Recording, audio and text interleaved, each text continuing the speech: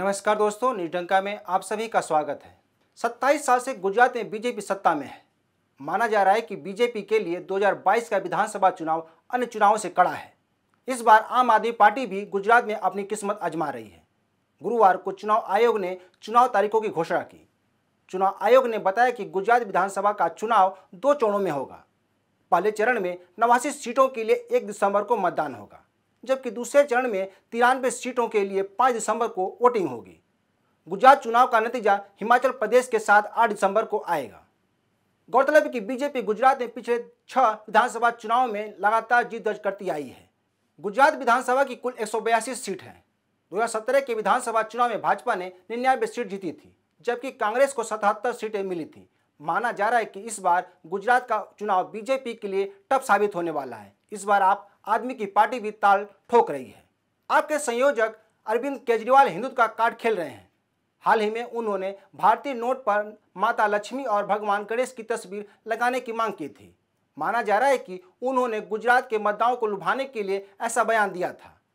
चुनाव आयोग की तारीखों की घोषणा के बाद केजरीवाल ने एक ट्वीट किया, जिसमें उन्होंने लिखा कि इस बार गुजरात की जनता बड़े बदलाव के लिए तैयार है, हम जरूर जीतेंगे।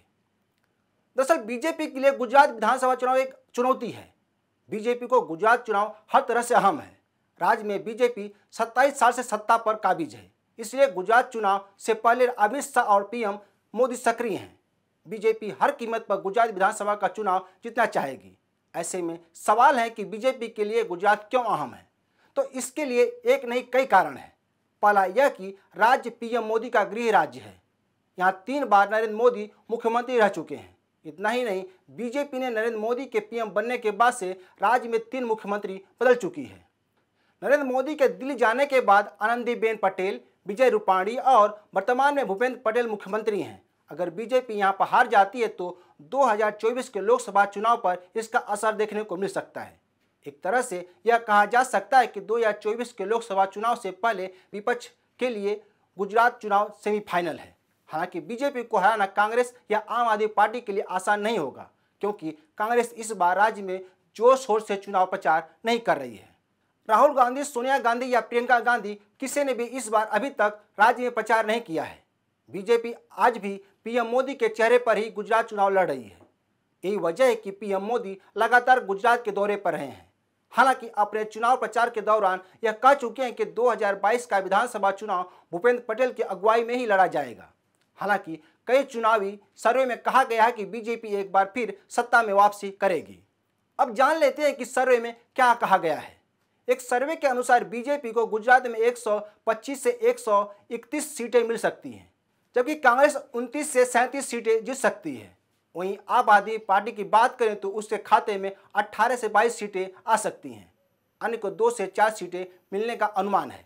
अक्टूबर में एक अन्य सर्वे में बीजेपी को 135 से 143 सीटें मिलने का अनुमान लगाया गया था, जबकि दूसरे नंबर पर कांग्रेस थी और आम आदमी पार्टी को 2 से ज़्यादा सीटें मिलने का अनुमान लग गया था।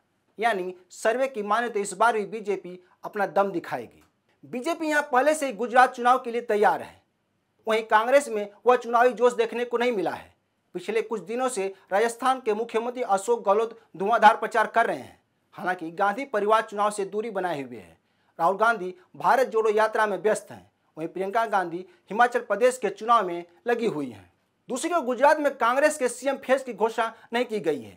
इसमें वहां असमंजस की स्थिति बनी हुई है।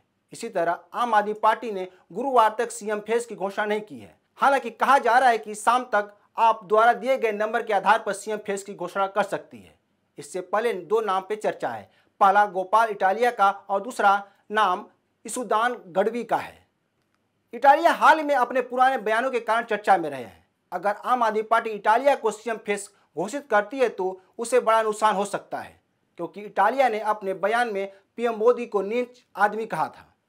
तब पीएम मोदी ने कहा था कि उन्हें पहले भी गाली दी जा चुकी है। उनका इशारा कांग्रेस की ओर था।